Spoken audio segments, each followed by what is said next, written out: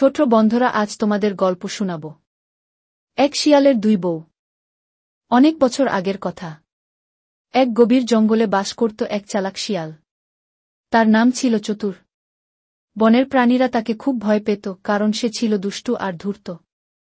চতুর শিয়াল একদিন ভাবল, জীবনটা একটু আরামদায়ক হলে ভালো হতো। রান্নাবান্না, খাওয়া দাওয়া আর গা ঘষে দিলে জীবন কত সহজ হতো। তাই সে এক বুদ্ধি আঁটল। সে জঙ্গলের একপাশে থাকা এক বোকাসোকা খরগোশীর কাছে গিয়ে মিষ্টি মিষ্টি কথা বলল, তুমি এত সুন্দর আর গুণবতী, আমি তোমায় বিয়ে করতে চাই। খরগোশী একটু লজ্জা পেলেও রাজি হয়ে গেল।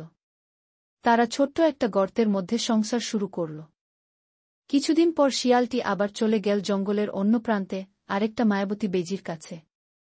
তাকে বলল, তুমি আমার জীবনের ভালোবাসা, আমি তোমায় ছাড়া থাকতে পারি না। বেজিও রাজি হয়ে গেল।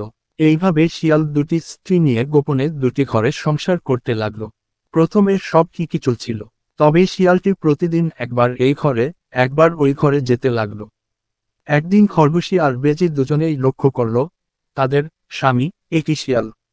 খরগোশী ও বেজি তখন গোপনে একসাথে দেখা করল এবং চতুর শিয়ালকে একটা শিক্ষা দেওয়ার পরিকল্পনা করল। পরদিন শিয়াল যখন খরগোশীর গর্তে এলো, খরগোশী বলল, তুমি বসো, আমি তোমার প্রিয় খিচুড়ি রান্না করছি। ঠিক তখন বেজিও সেই গর্তে এসে হাজির।